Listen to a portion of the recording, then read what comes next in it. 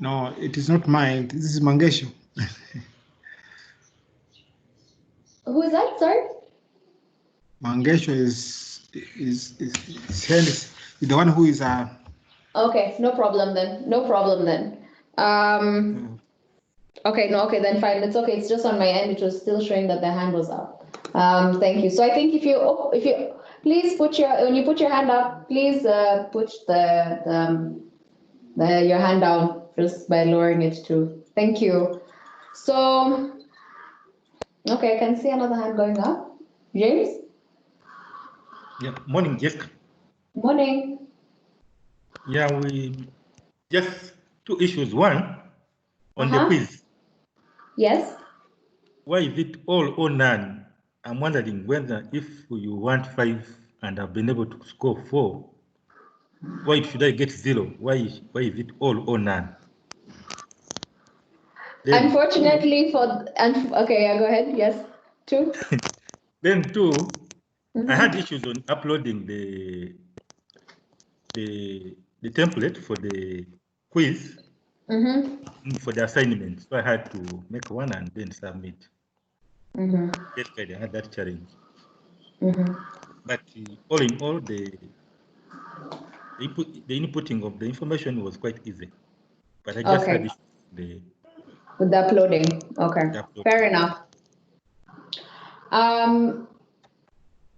So okay, I think, yeah, why is it all or none? Unfortunately, that's not on my end. That's Microsoft Forms. In the flag, I had tried to see if I can give half a mark or 1 mark for each answer, but I guess maybe that's just a small hiccup on their end. So some of the limitations. But in general, I think, yes, I do think most people did the assignment well. I was looking for one person to discuss their assignment, but they're not here, so I was just gonna pick on 2 people. The other person who I wanted to discuss here is, then are they here? Is Isaac around?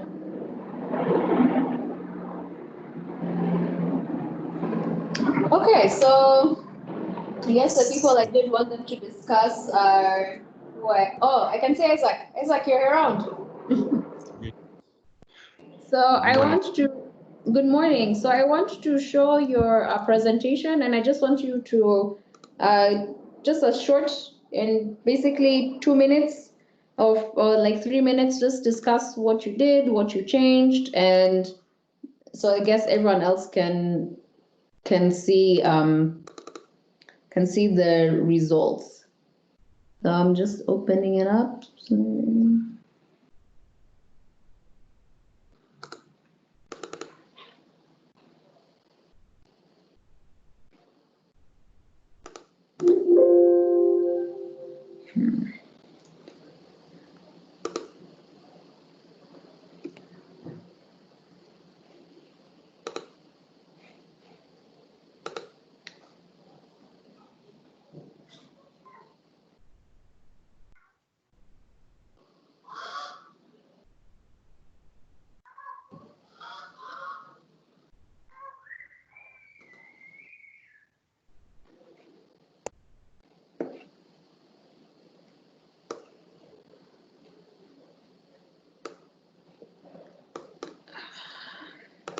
Sorry, it's hanging a bit.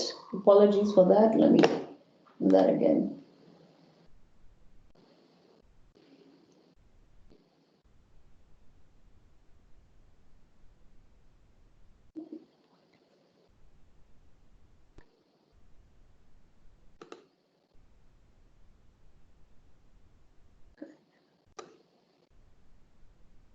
If you have questions during the time and you do have access to the chat, kindly do just use the chat option to put some of your questions.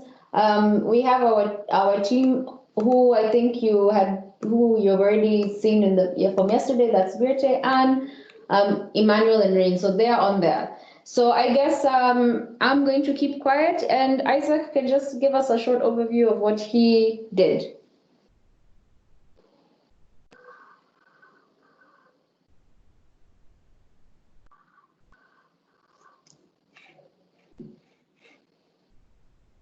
Isaac? Yeah, go ahead, Isaac. Mike, so you want me to give an overview of what I did? Okay. Yeah. So as required in assignment, I was supposed to select a region, in this case, which was Uganda. And then, of course, we were asked to also fill out the details of the farm in terms of a code and an enterprise. So I put a code as UG004, and then farm enterprise as Victoria Dairy, Uganda. So maybe like a particular farm or something. Then in Uganda, we have 2 seasons, and the team had guided that the experts suggested that we have around 240 days in one season and 125 in the other. So yeah, that covers the 365 days that we have in a year. So these are the 2 seasons that are applicable in this case.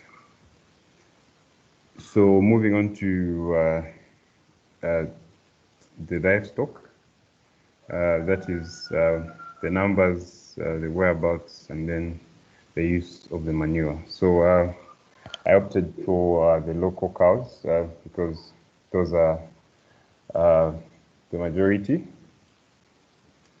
So for the herd composition, I was basically looking at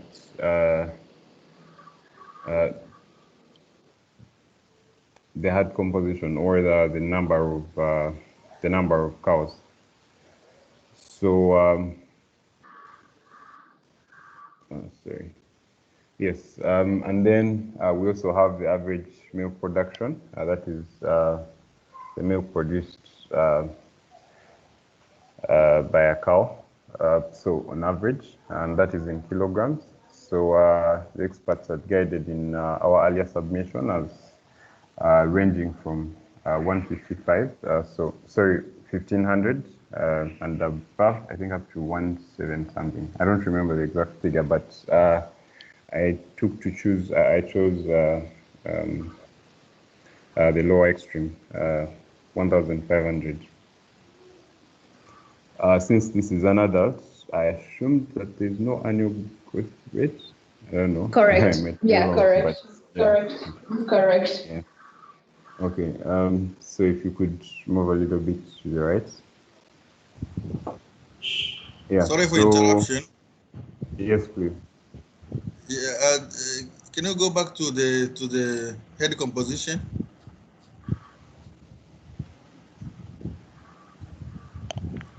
Yes, I just want to know if the average annual milk, was it for the all cows or just for one? So the assumption that it is for one. For one, yes, for one, yeah. Okay, then I'm right. Okay, so yes, then we're moving towards looking at where the cows are at a particular time in the day. So, well, just to fill in most of, at least to see if the percentages work, in this case, I assumed that this particular farm has a stable. It has like what was it called? Is it like a shed? There's a word that was yard, right? So I think, yeah, that other column is time spent in non-roofed enclosure is a yard. So I assume it has maybe a small stable where they milk from. It has a yard where they sleep, and then of course there is what? There are paddocks or a gazetted area for grazing. So of course, assume that they spend the shortest time in the stable, probably milking or sick or calves or something of that sort. And then time spent in the yard is around 30% of the time, yeah. Yeah, 30% of the time. This 10%, 30%. Then time spent grazing in the field is, of course, the majority. So that's 60% of the time. So since I assumed that all this time was spent within the stable, the yard, and the pasture, there was no time spent off farm. So I assume that they're always on farm somehow. So this I actually just really assumed because I wasn't really understanding the distance stable stock enclosure to pasture. So because from when you're asking why it is or sorry, where the cow spends the time, I assume the farm is already catered, but I put 40%, assuming that it's a big farm and it has to move to the yard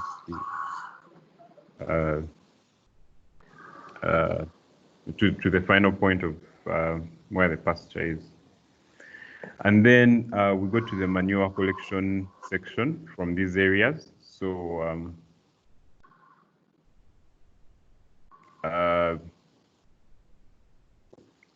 manure collected from the stable. So normally stables have like some kind of non-porous ground. So I assume that majority or 90% of that manure is collected. And then also enclosures, normally that if it's open ground, but it's still without grass, and so that is also collected. So I assume like 70% of that is collected. And I also assume that there's no collection of manure in the fields, or in the pasture, because from this distance it's quite big. So I assume they aren't collecting any manure from the fields. To the next columns, please. So yeah, just give a short one, just 2 minutes discussing the feed basket, and then we can just then we can move on to the next session. But yeah, just a quick one here.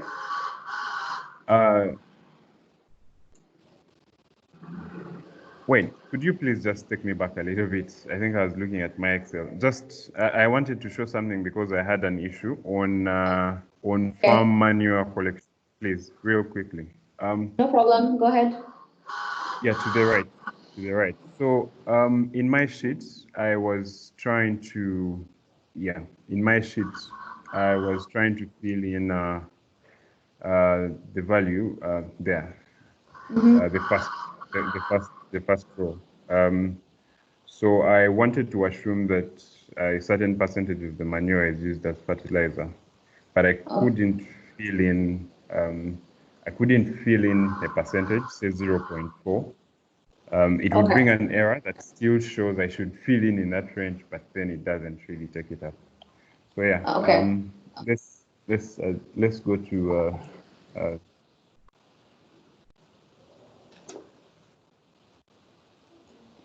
this could, yes, please. Okay, so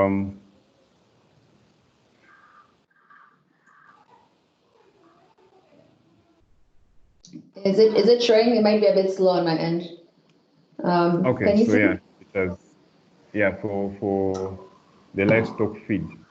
So we had chosen a local cow, and then we assume that we have 6 to 7 feeds within our basket, and we're supposed to allocate what percentage of feeds is eaten within a particular year, right? So then, of course, in this case here, depending on how you filled it in, mine, the biggest feed was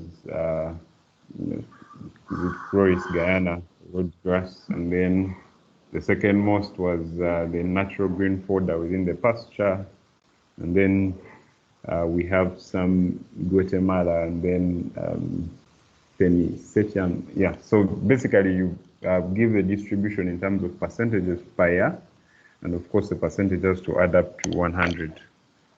So that is for one season, and then we do that for the second season. Yeah, because the feeding would vary given the season. So yes, we do a little switching up. Here we see that the concentrate the percentage of feed increases, and then there are also changes in how much grass is eaten, how much maize. So there's a little bit more maize and more road grass. So yeah, briefly, that's on part of the feedstock basket. So yeah, a few things to note are the changes in the percentage feed per year, per season. So yeah. So great. Yeah. Yeah, sorry, just to cut you. Just I mean, I think it was. I just wanted to. I just like I said, I was picking on some people, and thank you. So I guess yes, you managed to use the tool to actually put in this exercise, and you changed both seasons, which was also great, and worked with around the fractions. So yeah, I think you got a hang of it. So thank you for that. And now we shall move on to the next session, which is going to be today. We're going to be discussing the results. I'm just going to check on my screen if there are any questions before I have a question. I have a question before that. Sorry, Jessica. No problem. Yeah, I was going to ask for questions before we move on. Okay, but just one thing I wanted to know, the difference between what off-farm and on-farm is.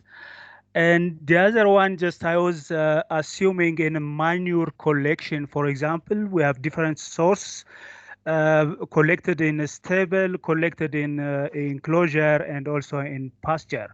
And I was assuming these three sum up to one, and then the remaining need to be the proportion of this, or how I don't know if I understand it wrongly. No problem. Let me just open again. Let me just open it again. Just the manure collection. Yeah, no problem. Let me open it.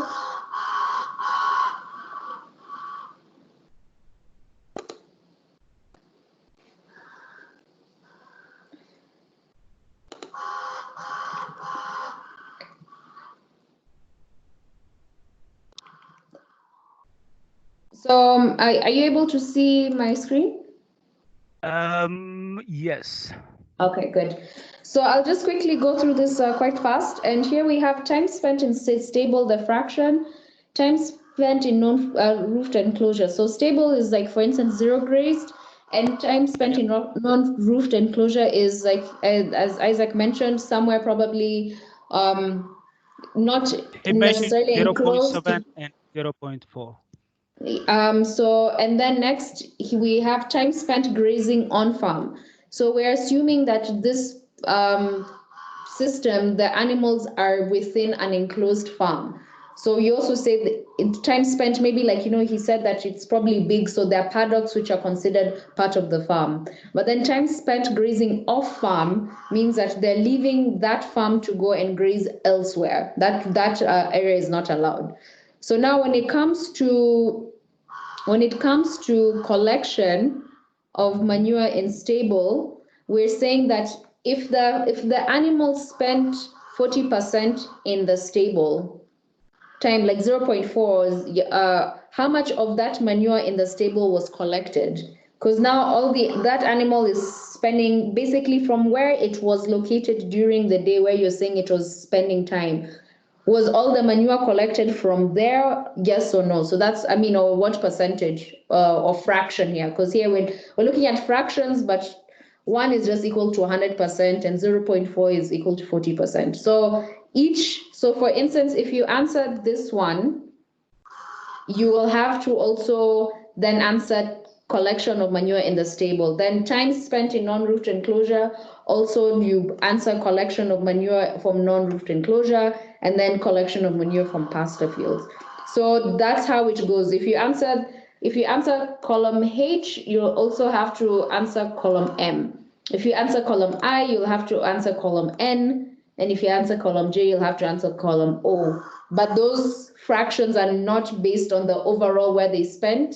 But for instance, if you spent 0.4 in the stable, is all the manure collected, yes or no? And then also now if it's spent 0.6 in the non-roofed, in the collection of manure in that section might be less because maybe you're not able to collect all the manure. And of course, I think most of the challenge is grazing. Very little or none is collected. So is that clear?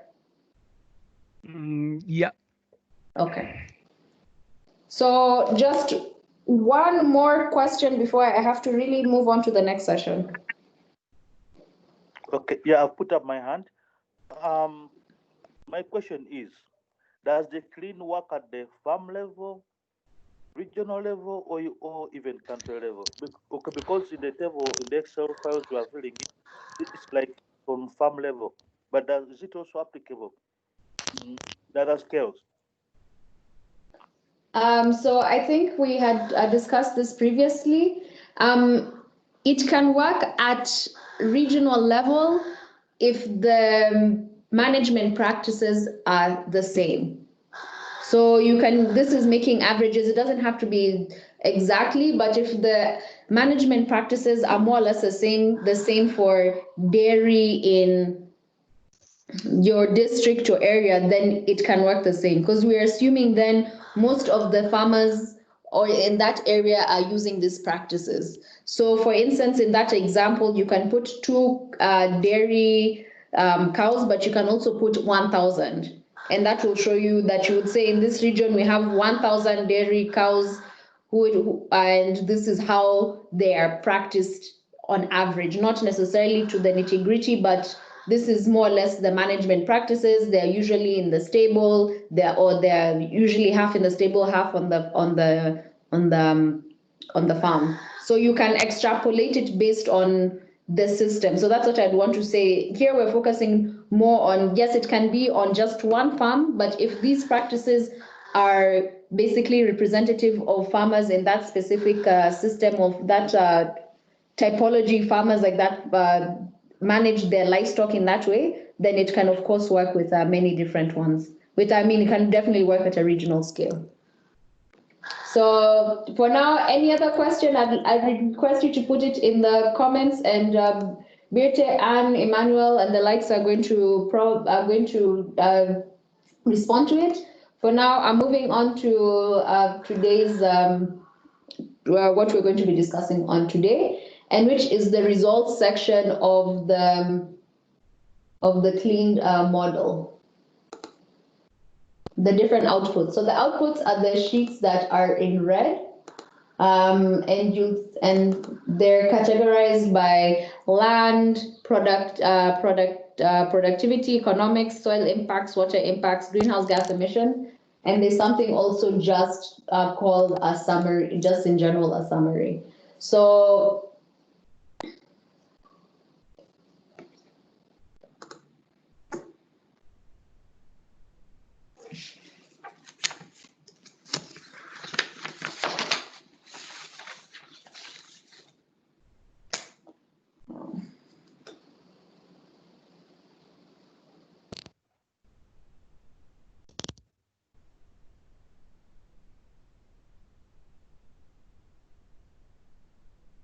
sorry, it's loading on my end. I don't know why today it's a bit slow. So anyway, can everyone see this? I hope you can. Yeah. So basically today, this is what I want us to look at is to choose and select. Now that you have these outputs and results, you will have to be able to choose which results you actually want to work with and be able to select the right ones. And basically illustrate this results using different graphs and charts, and also to interpret the results using different benchmarks if necessary. The benchmark video is pre-recorded and it's already been uploaded, so we'll be focusing on the first two for today. So this last point has been pre-recorded. It's not long. I think the videos are usually less than 10 minutes, and I hope they have been adding knowledge to you.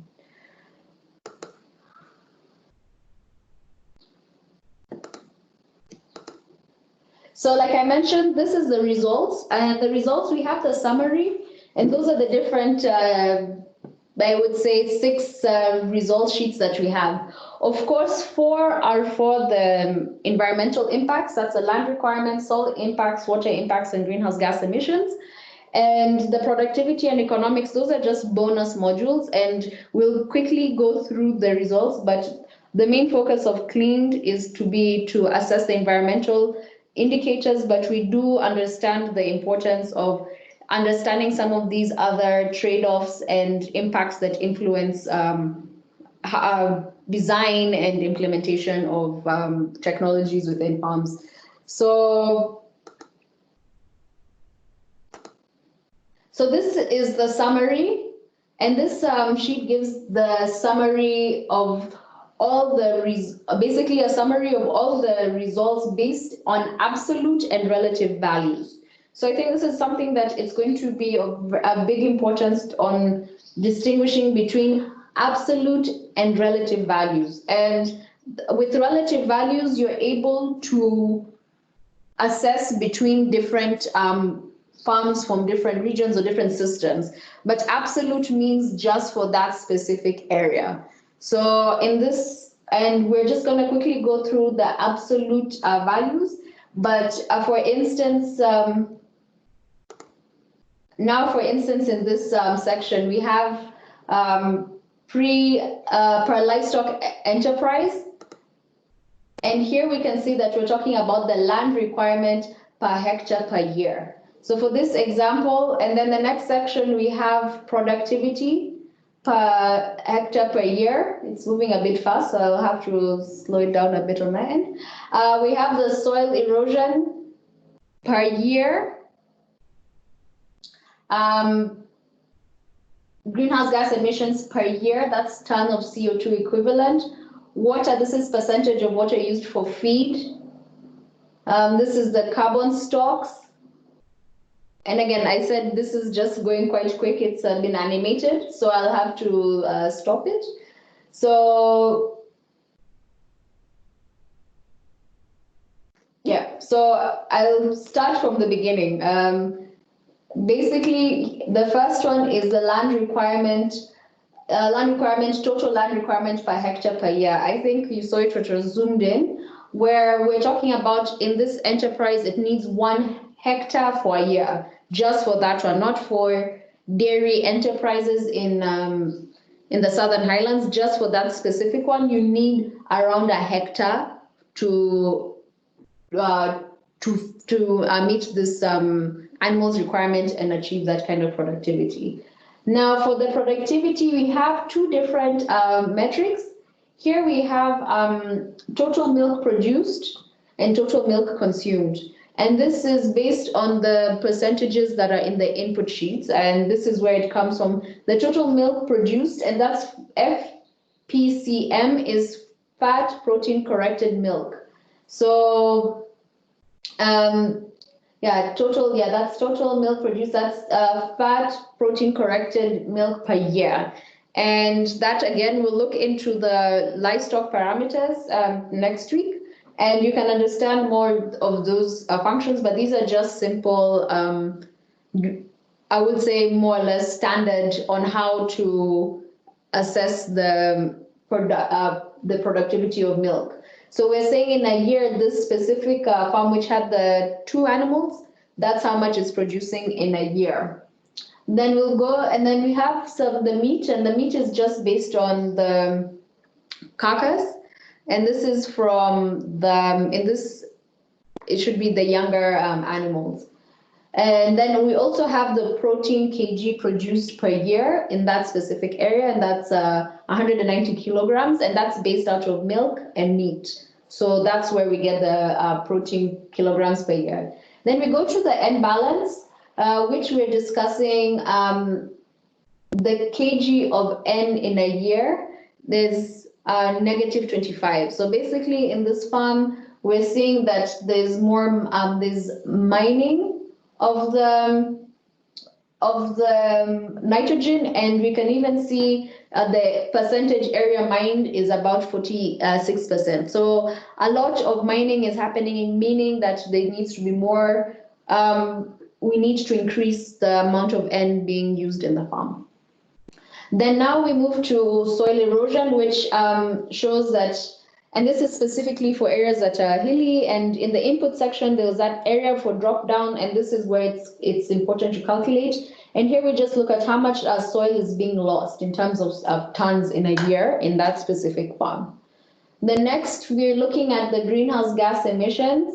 And from the greenhouse gas emissions, we're seeing that that is 3.2 tons equivalent of carbon in that year is being produced from this specific area. So that is what we are finding in that in this area in terms of carbon. Then now we're looking at the water impacts, and this is the percentage of precipitation used for feed. And that is basically saying out of all the, this is basically for rain-fed system. And in that region, if it has rain, if this is the amount of rain that was received, how much of that rain was used to produce feed for the animal? So here we're saying around 71% has been used for that. And that one is just saying how much water per cubic meter is used in a year.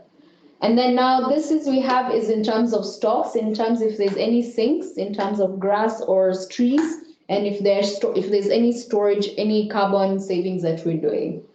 And then now we move on to another section where we're looking at productivity again in terms of energy. And this is more for understanding, like I said, the nutritional and product side of the model. And here we're looking at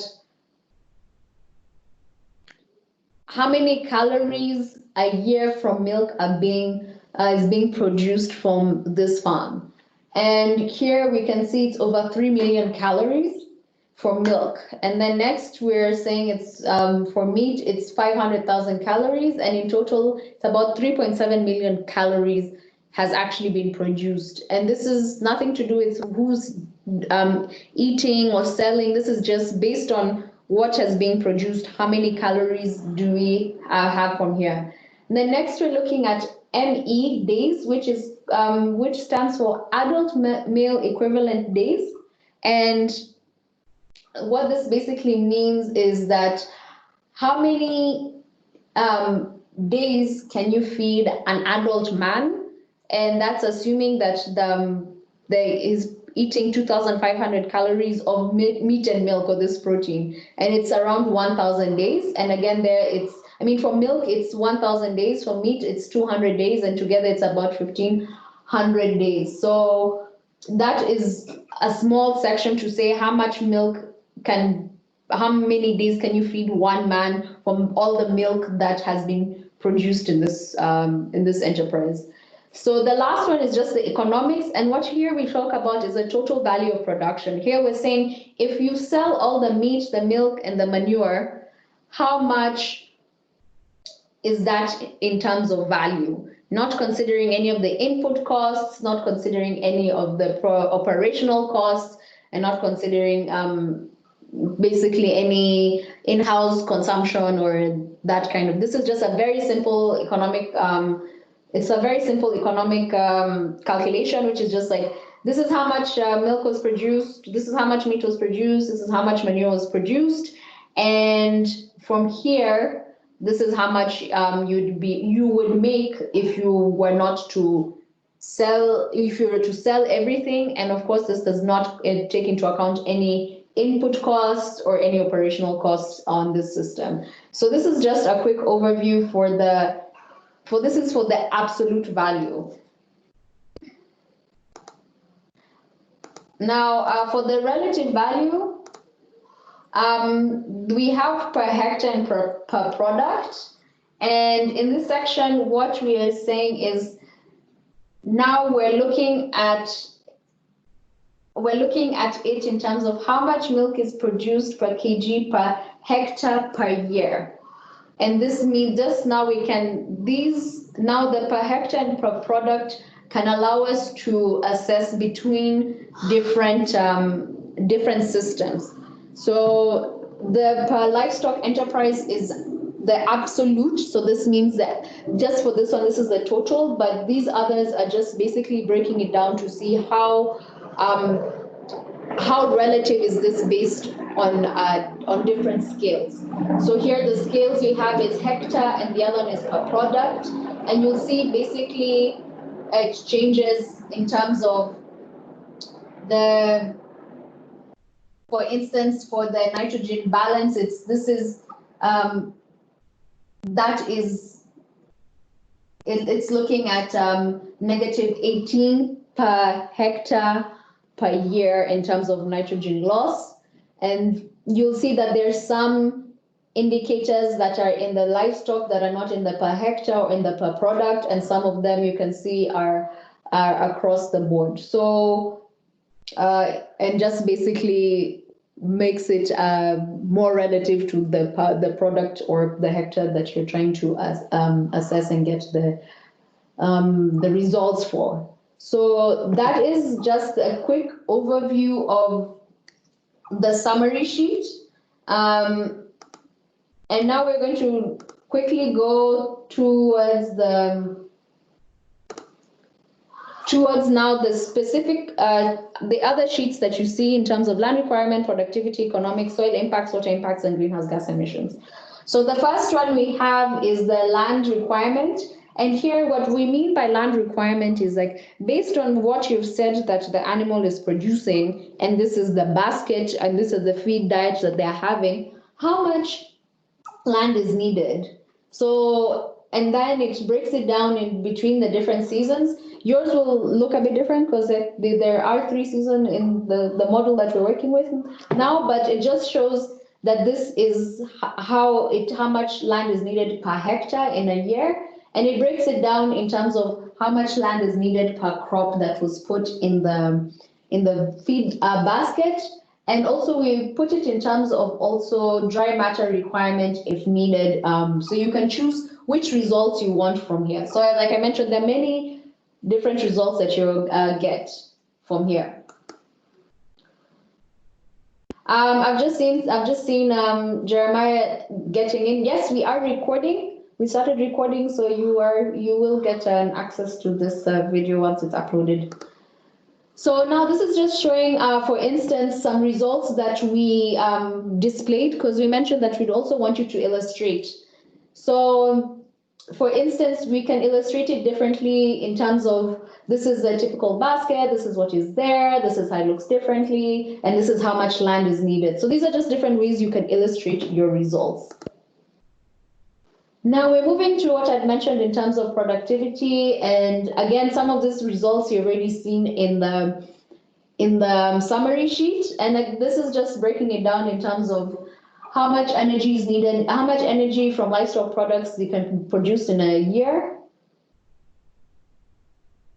And then here we're also looking at production in a year, energy in a year, then overall total, and then also adult male days. And here we put the manure. You might notice the manure is not in the summary, but you can get the manure production from here.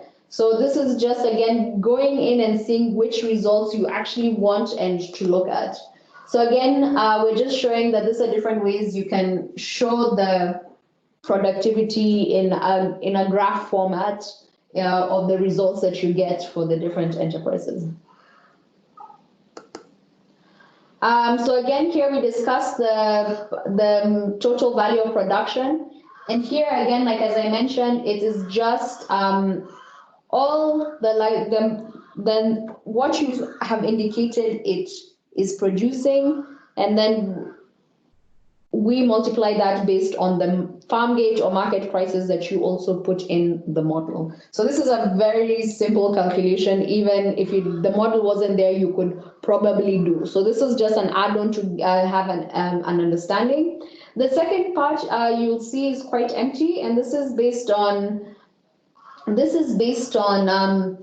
doing cost benefits, a simple cost benefit for implementation of technologies or adjusting management practices.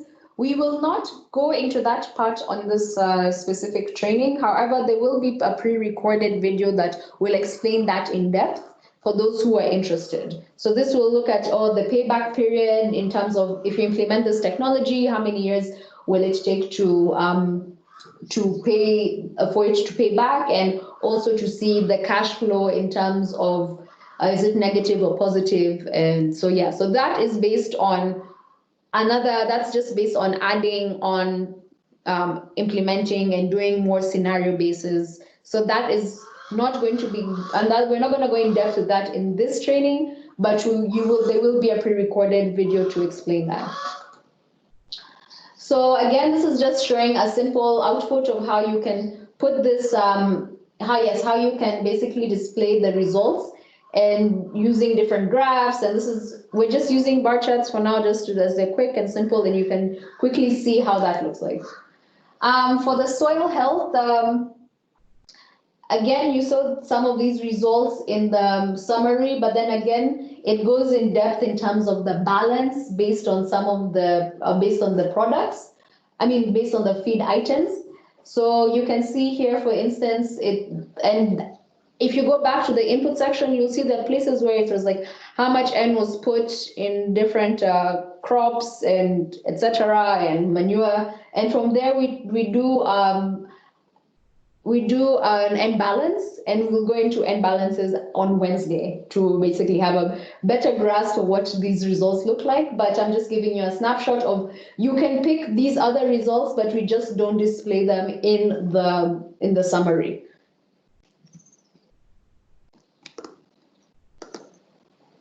So again, this is just a short presentation of how you can put the results out.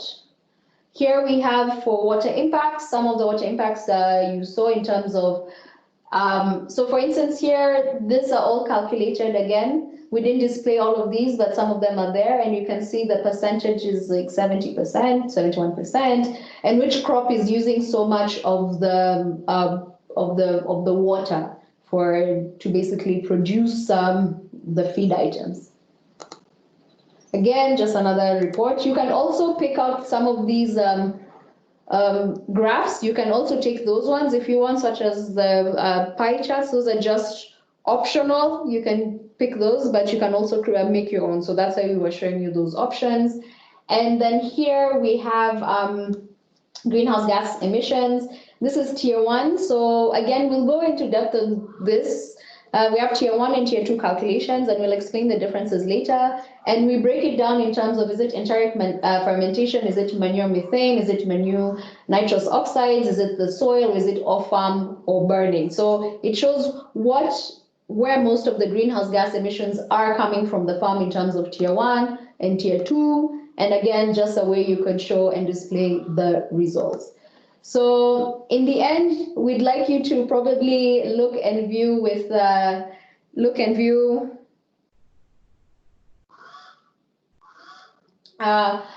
not so, I'm sure this is basically some reports and outputs, and also on the website, I've put a link on where there's some reports that have already been put out.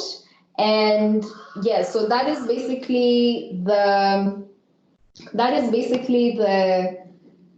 discussion on the results section. And before we go on to the breakouts and everything, I want to know if there are any questions, and I'm going to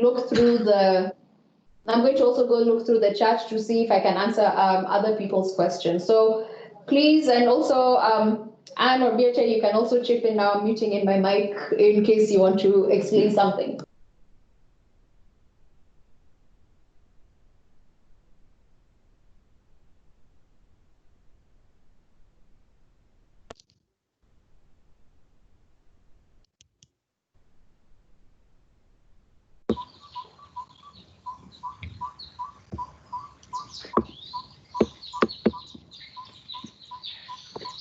Hi, Jessica.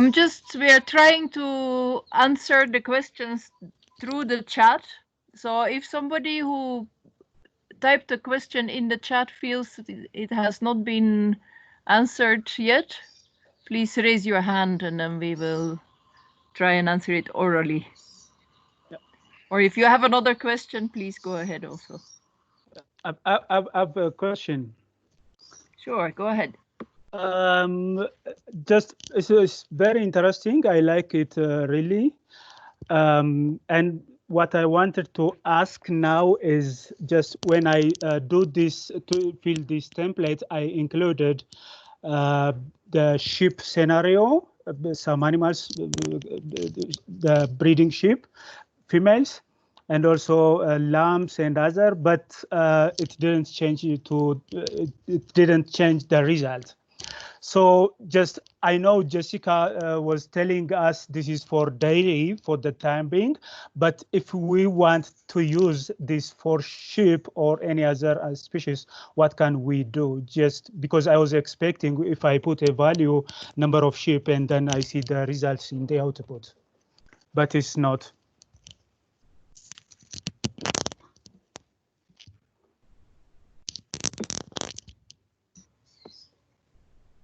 That is surprising. It should actually work. So maybe you can share your file with us and we can have a look. Yes, I already submit, also... and yes, now also I'm checking, for example, when I increase the number of calves or the number of steers, just the productivity is automatically changing. But when I increase the number of sheep, it's not.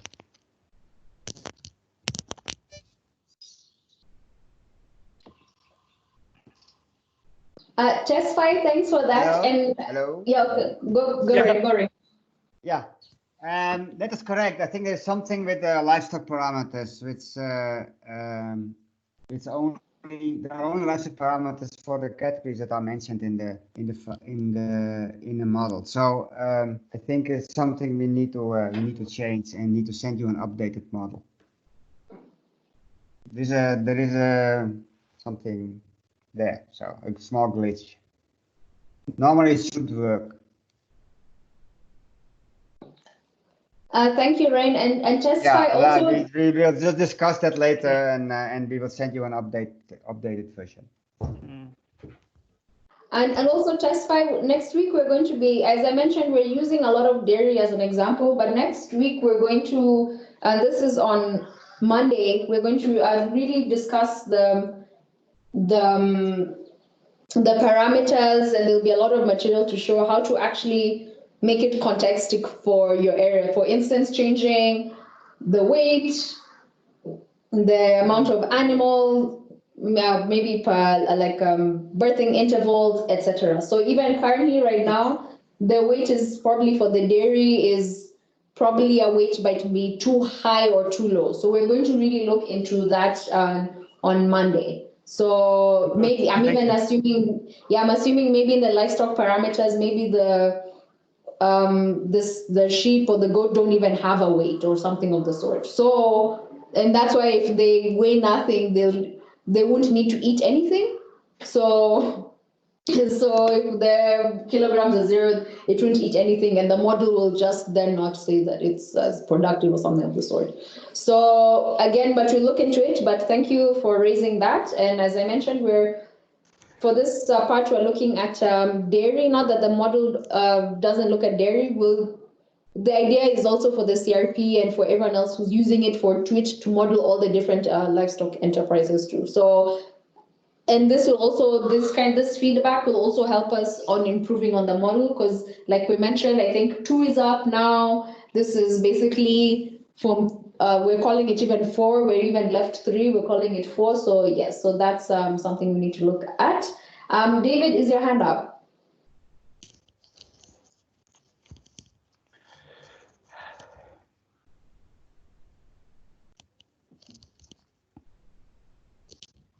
Hello, does somebody want to speak? Yeah, thank you, Jessica. Yeah. Just from your explanation, is the absolute figures, is the relative figures an average of the absolute figures we get? That's what I wanted to inquire from the way you explained. You're asking if it's the relative figures, values. Yes. Okay, let me move back.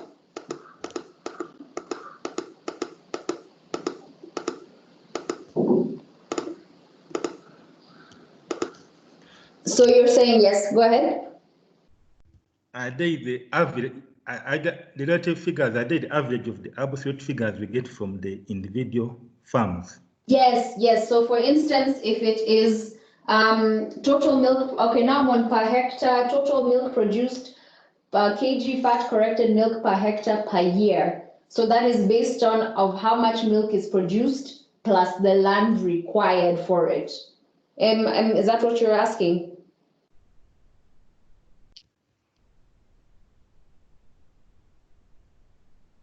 Hello, David, is that what you're asking? For instance, the total milk produced kg fat corrected milk per hectare per year.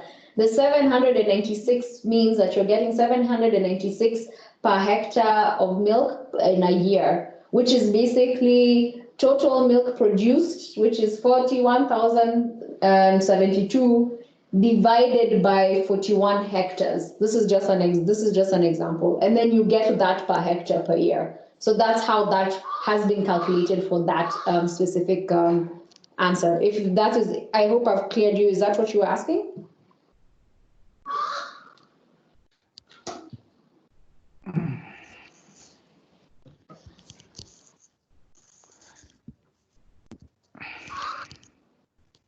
Okay, James, I can see your hand is up.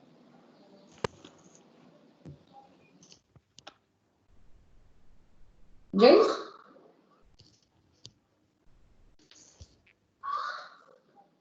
Okay, James's hand is not up. Walter? Yes. If you can come again for on the AMI, I was out of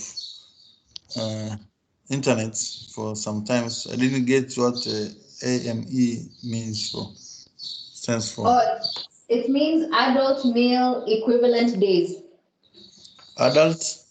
Male equivalent days. And basically it means how many days can you feed an adult man if he requires 2,500 kilocalories a day. So it's what the answer that you get there divided by 2,500. So that's just a simple one. Okay. Okay, so great. So next I want us to move on to a breakout session. And we'll be sharing a link just like we did yesterday, but now today we'll be discussing the results, and hopefully we'll be discussing the results of what you got from your models, from those different sections of the models.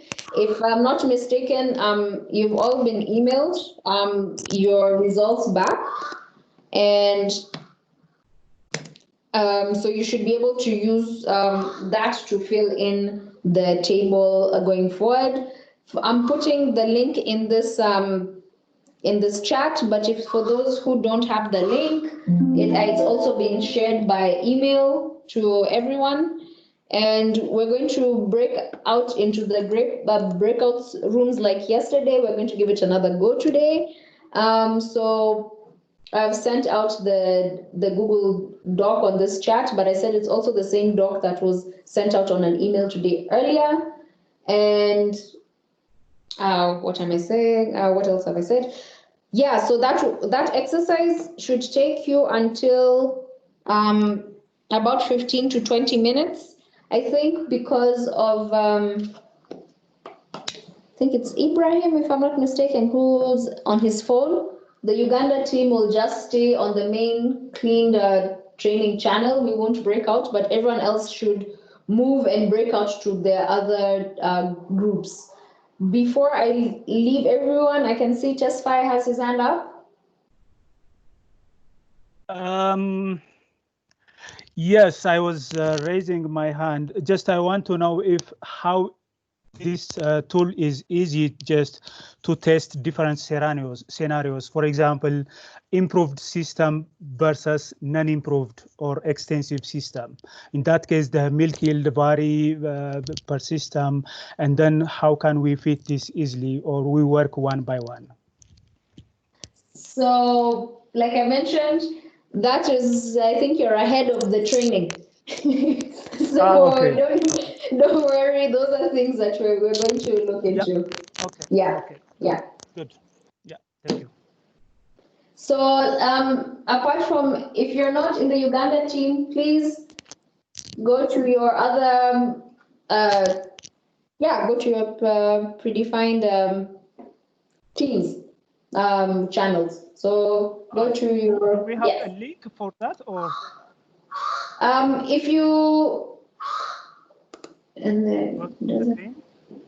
If you should be added already, and okay, let me just do quickly. Because last time this didn't work. Okay, so go to the Ethiopian breakout. Yes, yes. Group, right? Yes, yes. Good. And then come back. Yeah, I'll give a warning. So we have around 15 minutes. So if you're not from Uganda.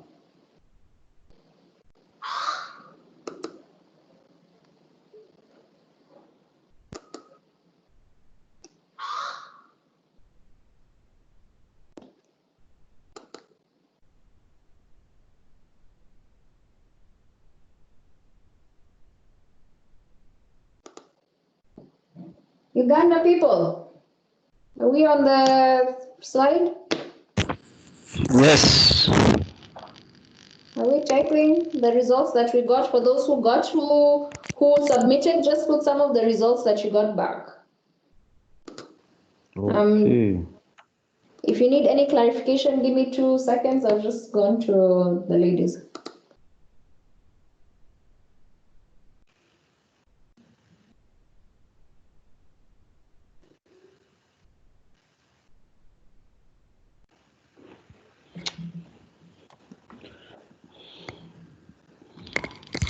Yes, Ibra.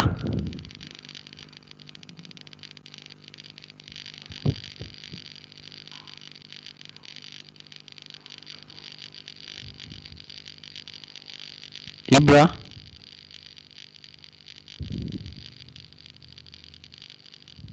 Yes, Pius. Yes. You asked that question, but I really didn't get the answer. I think I'll ask Coach again. What did you get the feedback about the how to do to get the relative figures? I think figures. It's James who asked, I think. Yeah, it's James. Ah, sorry. Yes. Yes, Ibra. You asked a question about the absolute and the relative. Relative figures, yeah. Yes. Was the answer sufficient? Hello, is this 255 team? She explained the relative is more of an average of what you've got. Yeah, basically. Okay.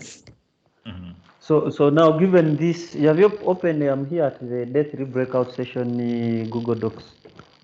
Hey, let me go there. Hi. Yes, hi, gentlemen. We don't have a lady now. Is this 255 team? No. This is 256 Uganda. Oh, how do I go to my team now? I guess maybe you type in the chats. It is Jessica and Beat and the other team, the hosts who are breaking us out into the teams. Maybe you can type that and ask in the chat how you can go to the other breakout. Okay. Hello, Mangesho. Hey, yes. Hello. Yeah. Yes, we're trying to find you now, and I'm also having a challenge of getting to meet with you people in Tanzania. The 255. Yes, I've joined the Tanzania, but I don't know how to get the others on the board. On the left side of that team software, there is an icon which teams, which has people. It has small people. Yes. There? Yeah. Yes, I've gone there and I clicked on Tanzanian team, but I'm still getting it is not showing. Yeah, it is not coming. Yes, it is not coming. When you click the teams, it is not showing the channel for other teams, all these 5 teams. But we are getting the one from Tanzania. Maybe we wait for the instructor. She's coming here. I think she has gone to the ladies. Or maybe like what Pius is saying, you can type, you can go to the main channel and tell them that you have failed to go to your respective teams. Probably they will be having a good answer for that. Okay. So, Abraham James. Yeah, please. Are we? I don't know. Are we feeling it individually or we are feeling it as a team? Because I think we're doing as a team. I understand. I personally did the extensive, then someone did intensive, and another one did. I think is an intensive. So from here, they are saying choose between. Have you got your results? Yes, they sent the results. I've just opened my clean. Hello, Pius. Yes, hello. This is Isaac. Hello, James. Yes. How are you? Hello, Isaac. How are Nice you? meeting you, James. Hey, Abra. Thanks for the presentation. You took us through it. Hi, so yeah, it's what I think, I don't know who was speaking, but the idea is like, yeah, based on the what you got back in terms of extensive, semi-intensive, intensive, based on what you had put, you put the, but now it's for the group to discuss if you want to put the absolute in terms just the general farm, or you want to do it relatively, like in terms of per hectare, milk produced per hectare per year, or you just want the total milk produced in that livestock enterprise. And I would say you have about 5 minutes or like 6 minutes to fill that table up. So that's the general idea of that. And then also you'll see, I think everyone now is on the Google's sheet. And then after there's also another one where we're going to discuss, is it hard to verify this results? For instance, going to the field, carrying out greenhouse gas emissions experiment, is it difficult or hard to verify the results? And kind of look at the why it's advantageous to just do a quick ex ante basically experiment. So yeah, so please type in. So I think the first thing is for you guys to discuss whether you want to do the absolute or the relative, and then from there move on to the next slide, and then implement the specific results that you want there. Okay, Pius. Yes. Pius. Yeah, I think yes, now yes, we know yes. the difference. Yeah. Members, I think we begin with we go for the absolute. Okay. Yeah, then we shall. No, because that's it. Yeah. No, James. I think yeah, please. If you do the relative, yeah, that's per hectare. It yeah, can be able. We can make comparisons because absolute is for the enterprise, but now if you use like a relative. You can compare with either between enterprises or even between, I think, regions, if I heard it properly. Yes. So it's better we go with the relative. Yes. Yeah, I would agree with you, I think. Who is typing? The per hectare. Now, I think, hello, Pius. I think it's you, actually. Okay. So, okay.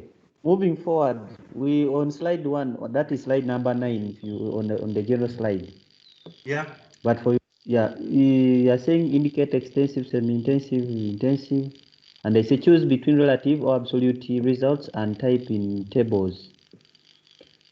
So I think each of us did a different one. For extensive, I did the extensive. So now let us start. For the land, yes. So go for land requirement. Hey, sorry to take you back. Just a quick one. Yes. Hello? Yes. So there's intensive, semi-intensive, and extensive. So, sorry, I missed that explanation. I chose local, so what would local mean in this case? Just to make sure I have the same result.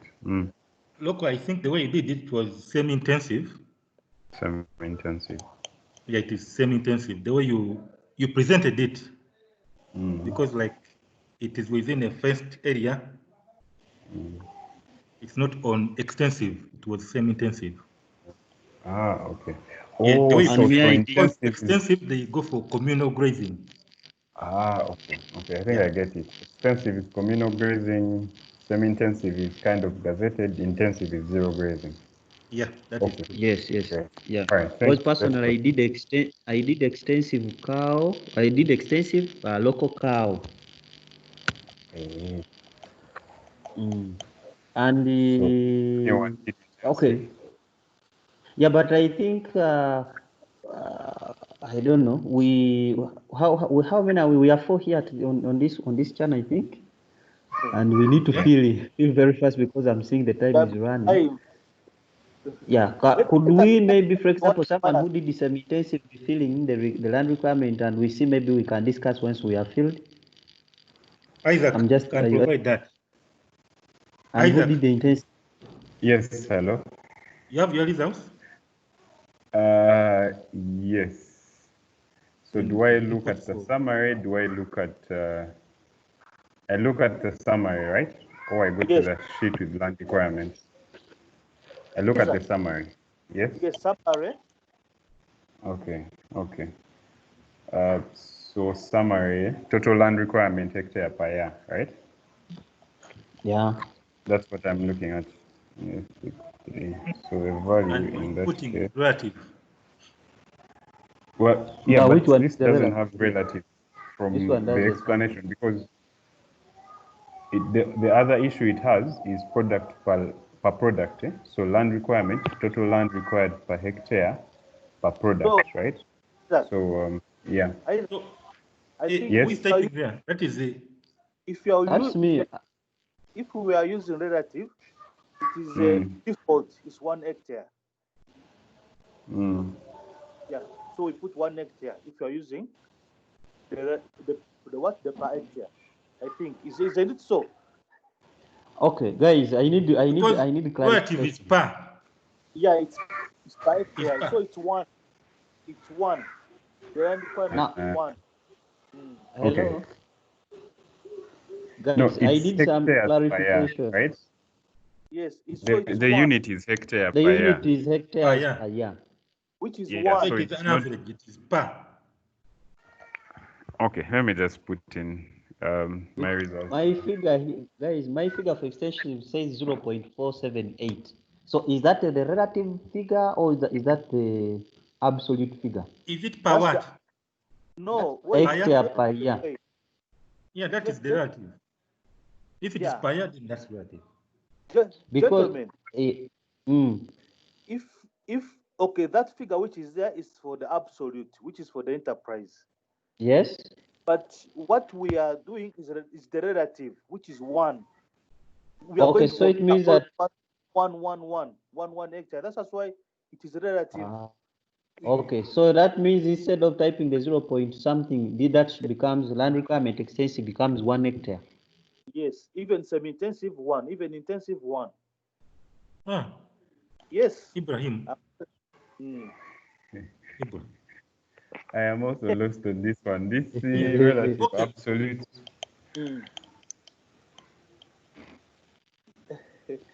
Okay. Yeah, but I think I get it because each of us did a certain system. So whichever figure we have here in the land requirement means that is per that specific enterprise. If I get it properly. So now, so if we are to do the relative, then I may agree that it's supposed to be 1 hectare in that case because each of us did a different enterprise and whichever figure we have is separate. 1. It is weighed. Okay. Yeah, it's like using weighed means. Everything is brought to 1 standard. Okay. So if per hectare it's 1, 1, 1, and because even the values we are going to like a report for the relative, they are for 1 hectare, right? And okay, maybe that is understood. Maybe for clarity. Ibra. If you have a land requirement, right, for livestock enterprise, and this is not it's not measured per hectare, but it's per year. It's the hectares you're measuring over a year's period. So you need a certain amount of hectares per year. So that is what I don't understand. If you say it's 1 hectare, yet it's not per that, like you're not looking at a particular hectare. You're looking at an enterprise, and then you're kind of working towards the amount of land you need. The land required, say, I need 1 hectare per year. Right? I want to agree with Isaac. When you look at what we are going to do here, intensive will require less land compared to semi-intensive, and semi-intensive will require less land compared to extensive. That's how it should be. But okay, you guys, here, okay, we have two results in the summary. You can use the absolute, but if you want to compare between the systems, they have already rounded off those results per hectare. So it depends on how you want to report it. You want to report it absolutely or relatively. Relatively, they have that land requirement of 0.40. It has been brought to. It has been rounded off to 1. Yeah, to 1. So it means that you consider all the systems under the same unit of land, and yeah. But I think we can pack that one. We can ask when we are back so that we get some good clarity. For now, we maybe we agree that we go for each of the maybe we go for. I'm agreeing. I think it was Pius who was speaking. What you were saying is correct, and you are moving quite slowly. So I suggest you move a bit faster. Yeah, I think we need to move for now. Yeah, so let us put 1, 1, 1, and then we use the per hectare results for like each. Okay, actually, what I think what Isaac was saying was it's already, if it was Isaac or Ibrahim, I don't know, it was one of the two who was saying that it's already been put in the model there how much land would be required per hectare of milk. So the idea is like, do you want to look, if you look at milk production, you then, from the people who submitted their model and then have gotten back results, put those results inside the specific tables and fill them in. Because that's just the first part, and that one should actually be quite fast. And then the second part is where we actually are looking now into verifying if it's easy to verify these results or not. So it's moving a bit slow, so I suggest that 5 minutes fill the table and then another 5 minutes to discuss the other part. Okay. We are going for the absolute. Absolute. Let's do the absolute to avoid the. And then okay, on the soil health, do we? I don't know what I got we are it going right. for absolute. Yes, we are doing absolute. Okay. So for the soil health, you can either choose nitrogen or you can choose erosion. Erosion? Or nitrogen. So you choose one of the two. Okay, I wanted to get I think erosion. What do you think? I will go for erosion. I think it should be uniform across all the systems. We pick one, either nitrogen or erosion. And we so what should we go for? Nitrogen? Erosion. Erosion. Okay, that's mine is 4.26. Water impact. Isaac is not feeling. I'm not seeing it. Water impact. Isaac is feeding for semi-intensive. Who is feeding for semi-intensive? Okay, let me fill for semi-intensive. Who is feeding for semi-intensive? I'm feeling for semi-intensive, so someone should fill for intensive. For intensive, actually, intensive is missing. Okay, 1.8. And then soil, you said soil erosion, right? Yeah, we have agreed we are taking soil erosion. 15.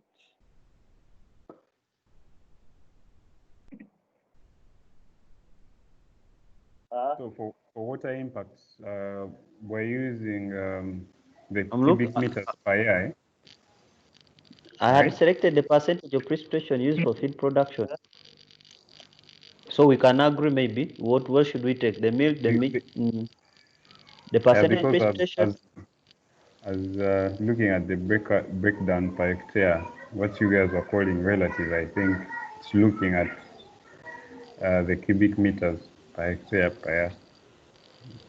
I don't know. But we are using now absolute figures, so I don't think it will matter. Okay, why don't we use?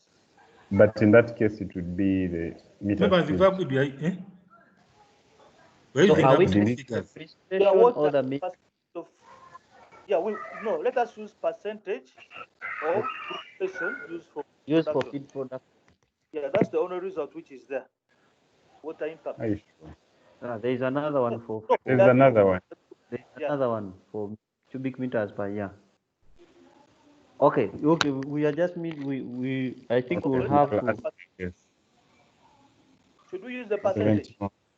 Yeah, it's okay. I've used percentage. Okay. Then the greenhouse. You just have to ask a question, right? Yeah. Greenhouse 0.17. You see now, guys, this is why I wanted to use what?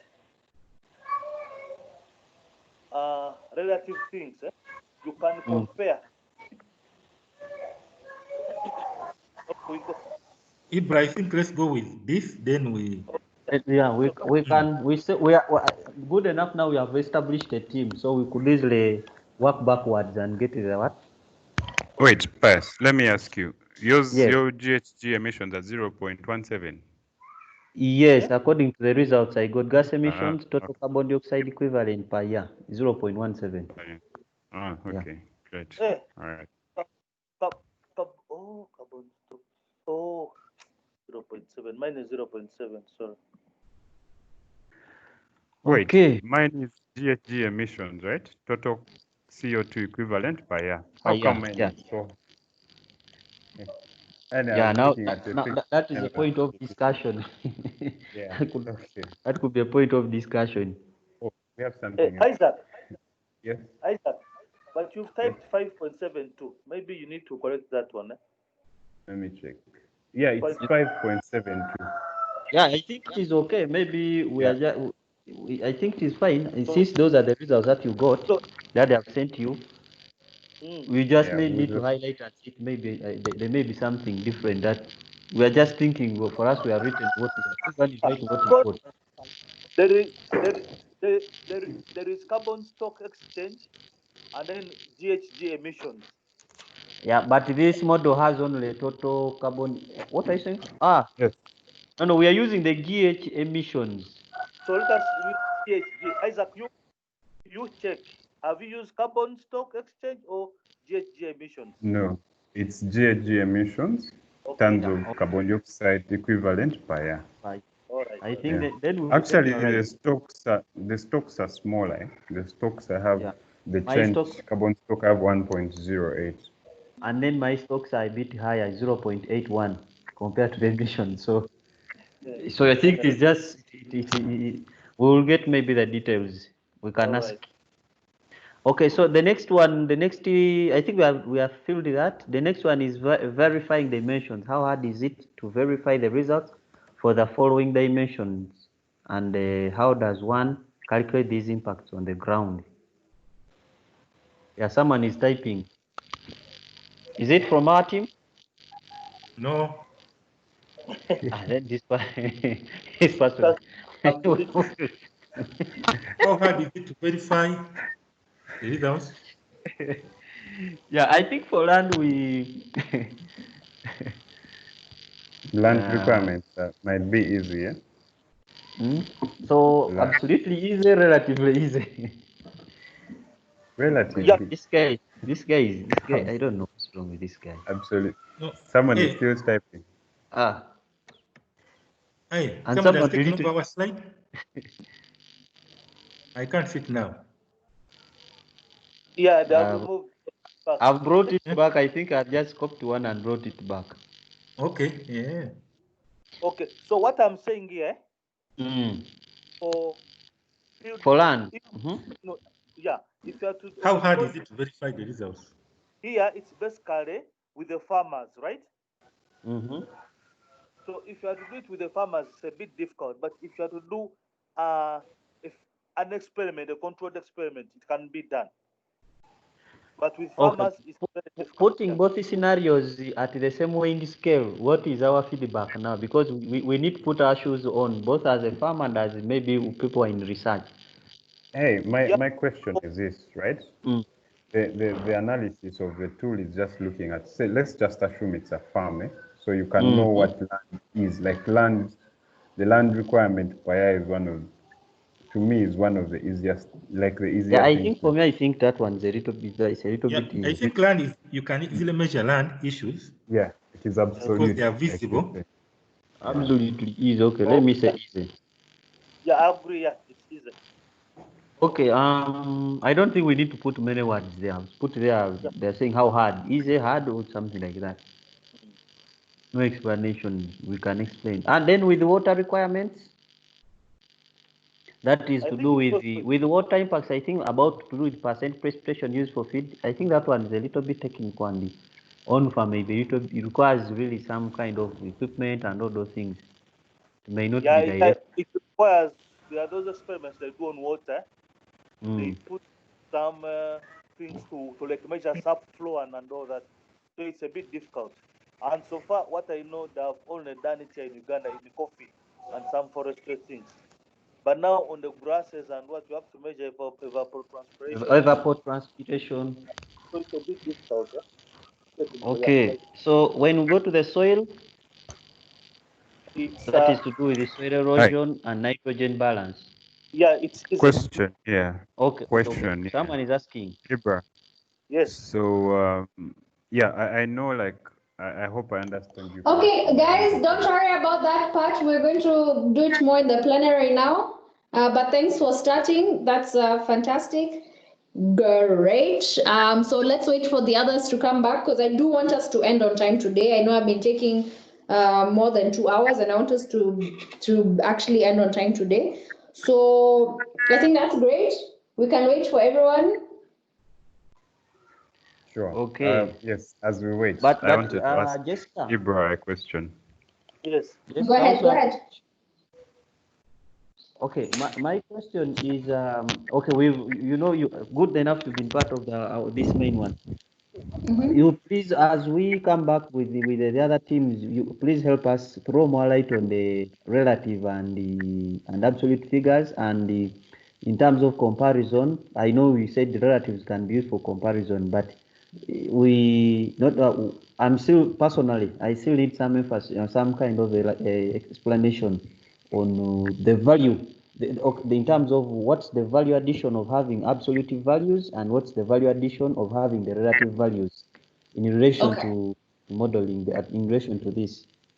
No problem. Yeah, we can have that discussion. So basically, when I mean absolute here, maybe I wasn't so clear. It's also total, like the total amount from this area. And what what I meant in terms of relative, I was looking at things as in terms of per product. So for instance, if I know my farm produces, let's say I have 2 hectares or whatever, or like actually let's go back to what we had there in the presentation. It's probably a bit it's easier to so in there we have like total milk produced in that year was 41,000. So I'm saying in this farm of mine, if I am producing 41,000 liters of milk, but then now I'm trying to calculate and see, okay, if I want to know how much milk are produced per hectare, and this is looking at how much feed and how big are the animals, I'm saying based on that, I'm producing 900, I'm using 900, I'm producing 900 liters of milk per hectare. So, and then now for here, we can say that now we can look at how much milk is being, how much milk can be produced per hectare in different areas. So maybe this is my farm in Kenya. That's how much is being produced per hectare. But now I want to see with Uganda. Now you see if the farmer in Uganda tells me in my farm I do 50,000, I could almost think like, oh, wow, he's actually really producing more than me. But then now that person might actually have way more, might need more land. So you find that I'm probably more efficient, even though I'm producing less.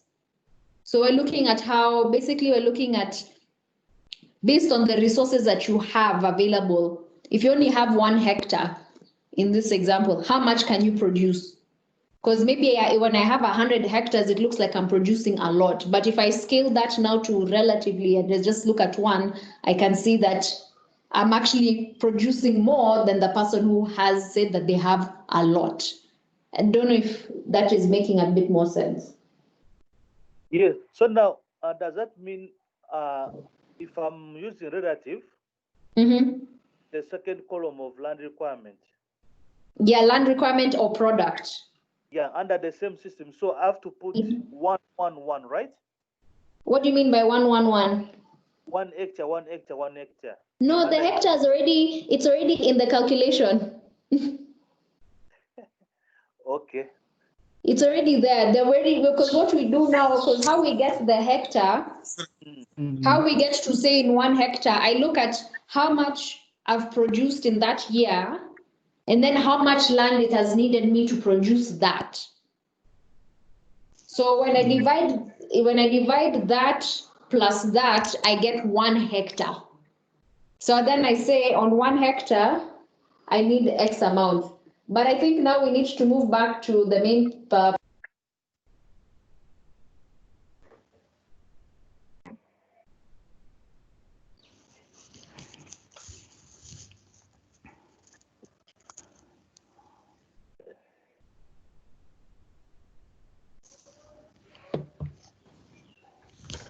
Hello, Jessica?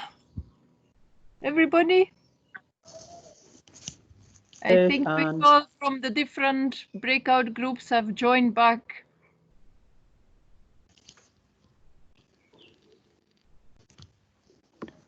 Yes, we're back.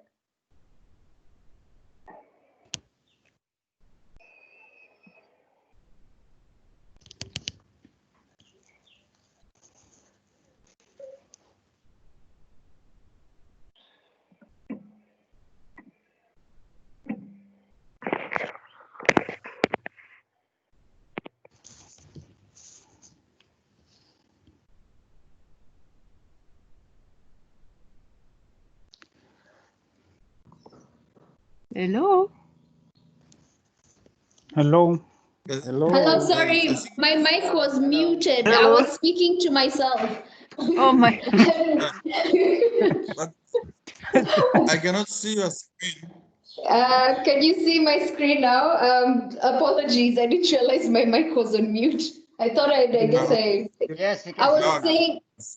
saying that I want us to quickly describe I want us to quickly discuss this session in the plenary, basically based on the land, water, soil, greenhouse gas emissions. And you can use the chat to basically look at, I think somebody has already said here that it's easy to verify land requirements and it's hard to verify water requirements, and it's now soil, there's a blank. So I think this is from Ethiopia, and I think other teams have started.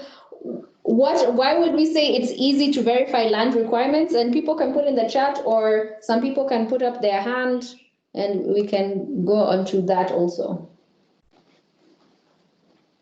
I literally 1 minute per dimension. So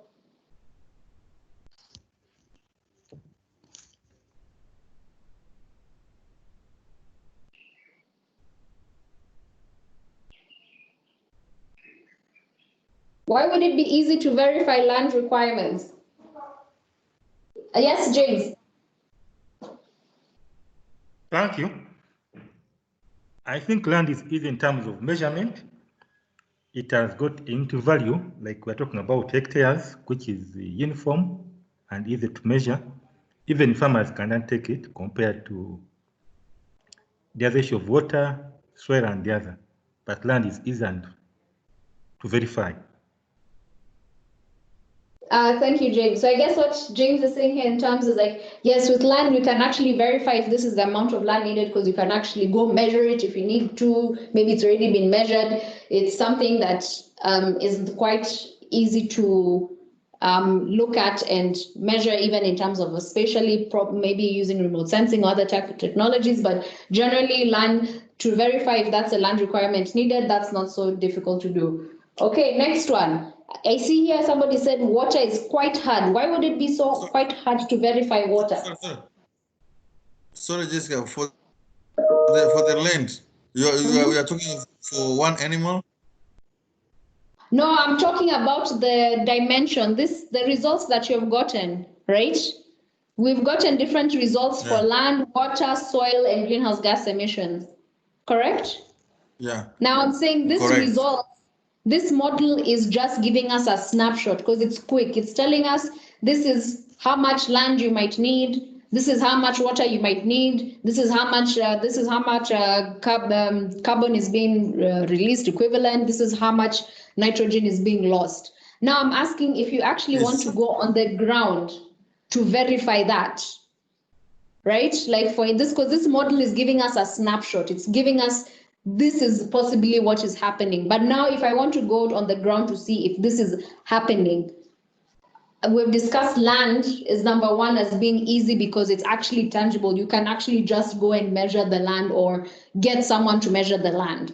But now, for instance, if I want to know how much water is actually being used, how can how is it difficult or quite hard to do that on the ground? Okay, yes, I guess for these results, for the land requirements, we were getting, depending on the number of animals we filled in. Depending on the number of animals we filled in. Okay. So, okay, I think Tesfaye wanted to speak. Go, Tesfaye. Yes, because I don't think it's too easy and straightforward. For example, in the extensive system, it's a communal grazing land, and measuring the land used for that specific purpose is not as such easy for me. Thank you. So that's actually another reason why we can actually decide to go to do modeling. Because like what Tesfaye said, yes, land theoretically can be easy to go and just measure, but when it's the other socioeconomic factors such as now communities and communal land, it can actually get a bit tricky. So that's a very valid point. So now moving on to water. Is it difficult to verify how much water is utilized, or is it difficult, and what could be the reasons for both answers? There were some interesting discussions from Uganda. Somebody saying something about coffee. Patrick can go ahead first, and then I'll look at who else is. I think there's also Hung. So Patrick, go first, and then Hung can discuss.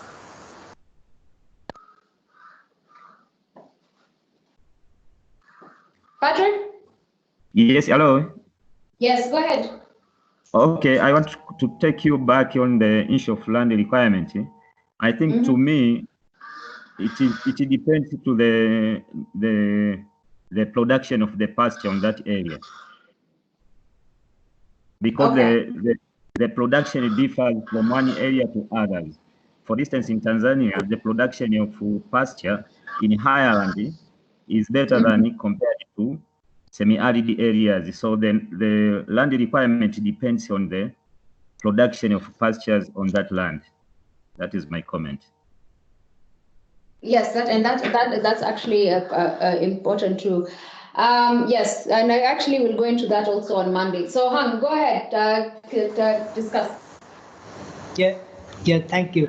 And I thought that the water is difficult to verify because most of farm in Vietnam is they use the groundwater or the underwater, or so they just pump it in, and some they can filter if the intensive system, but most of them is just water and they not measure, so you can't tell how much the water was used for the cattle, sheep, or goats, or for the grass as well, for watering the grass as well. So I think it's quite hard to know how much water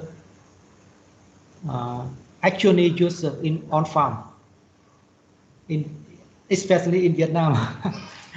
And that's my idea. Thank you. Thank you, Hung. So basically, just to summarize, what Hung was saying is like it's a bit difficult just because first of all, it's not one water source, that different types of water sources, and also no one is actually doing any kind of calculations currently. So, and also I'm not a water scientist, but I do understand it's quite a lot of equipment is needed, and a lot of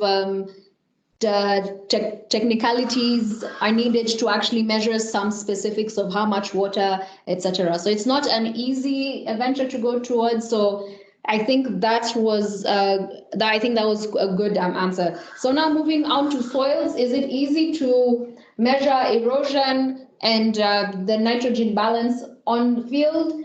Yes, no, and why?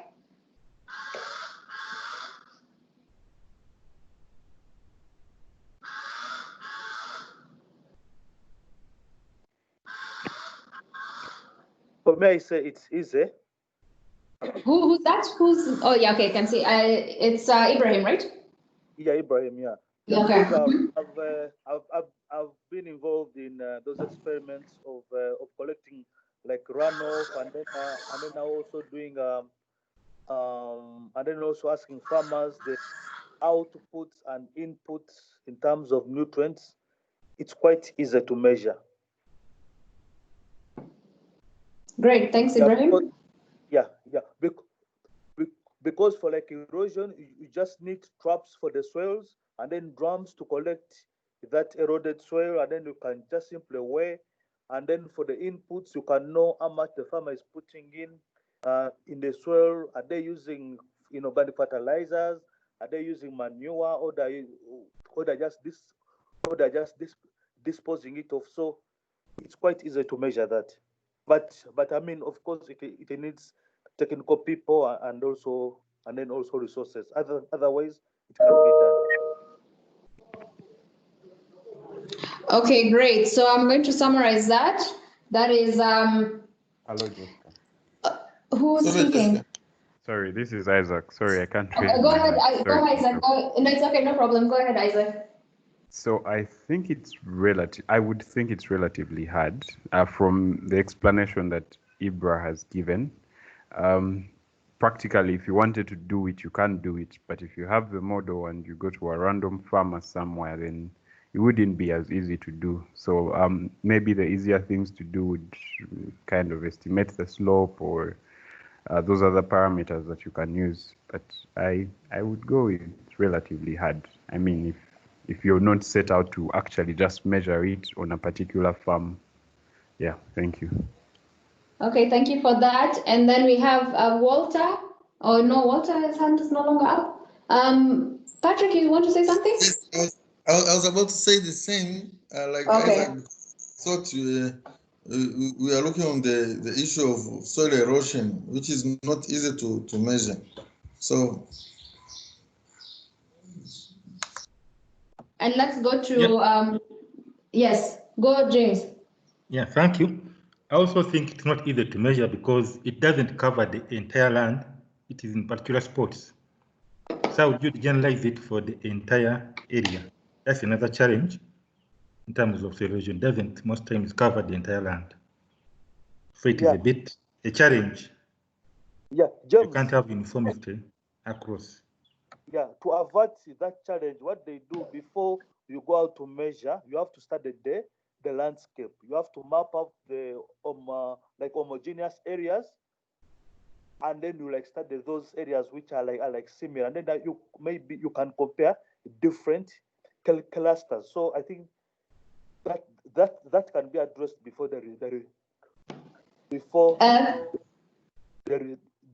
but it also brings up another challenge of having many heterogeneous heterogeneous clusters, which of course brings up expenses.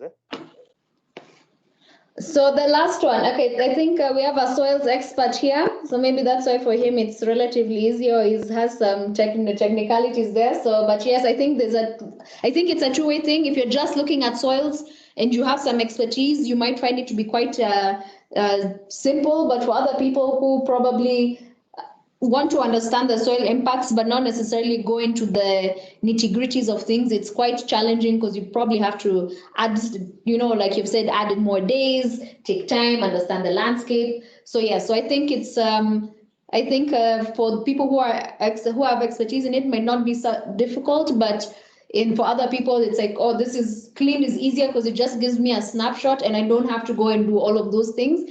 And yes, so I think that's great. And then the last one is greenhouse gas emissions. Is it easy to go and verify and calculate greenhouse gas emissions on farms, or is that difficult? again. Yes.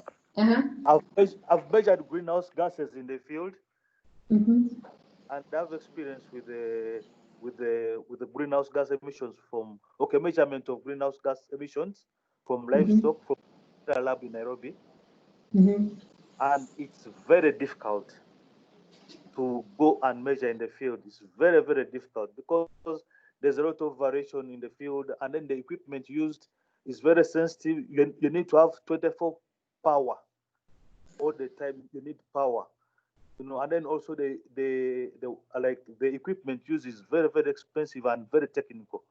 So to me, of all those variables, the soil, water is the most difficult one. And yeah.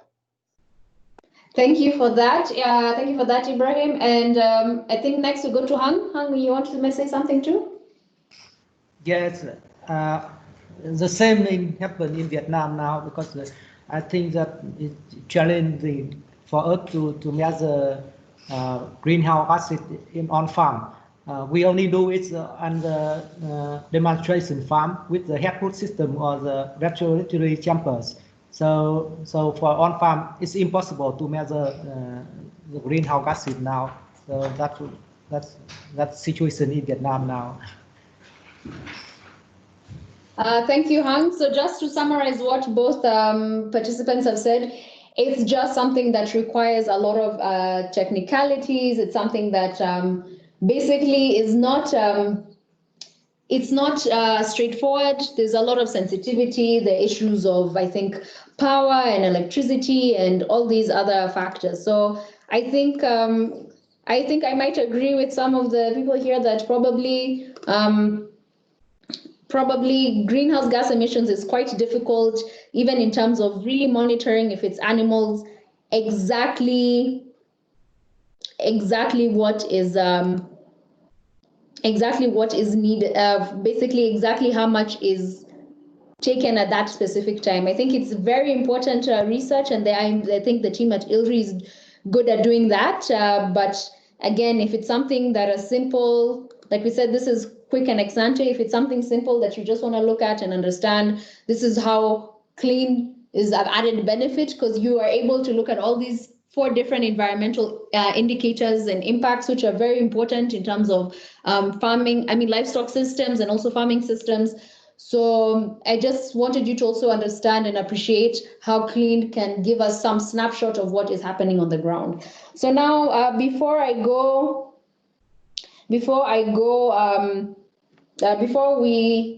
and I think I'm more or less keeping time, which is great.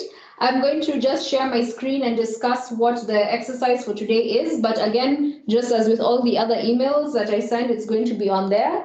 So what we were what I want you to do is it's sharing the wrong screen, sorry.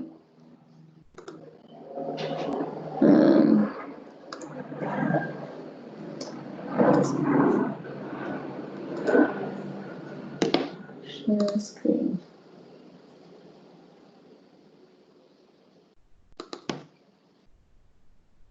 Okay, great. Now it's on the right one, if you can see it. So we're going to share this also as we're going to share this in the email, and the idea is for you to fill in based on what we had done also yesterday, to have a small farm overview. And I don't know how many feed baskets you put, but I just put 2. This is based on the first model that we shared with you. What is going to happen is from there, you'll indicate the farm name here. I think Isaac had named something like Victoria or whatever. You can put that there, or basically how you want to refer to it, and then just put the results here. So the first one is going to be the farm overview, and then the feed basket that is available. And then the next one is also going to be, put your farm name here and the feed items, put them on here, and you'll see that the different graphs are going to populate. So basically just how you can see the results and look at them based on 2 different farms. So this is basically the exercise that we're doing today, just carrying it forward with the assignment. And I do hope it will be clearly, it's already on, again, you'll have to upload it. And if you do have challenges uploading or browsing, only if you have challenges, you're allowed to send us an email directly, but I would like that everyone just uploads it. I think that's specifically for James, who had some challenges. So basically, you're going to fill in for these 4. And after, there's also going to be 2 slides that you're going to choose one of the 4. You're going to first summarize the farm on one slide. And then out of one of these 4 impacts, you're going to choose one result and discuss it on a slide. So that is part of the assignment for today. I hope that is clear. And if no one has any questions, I'm going to bid you a good afternoon. And today, I think we have basically utilized the 2 hours very well. So if I'm giving 2 minutes for questions, if there are no other questions, this will be explained on email, just as I usually do. Again, we're available in the afternoon and tomorrow morning, and the deadline is Saturday at 1 p.m. So that at least gives us time to look at it and also give you back comments and feedback. So yes, kindly, if no one has any questions,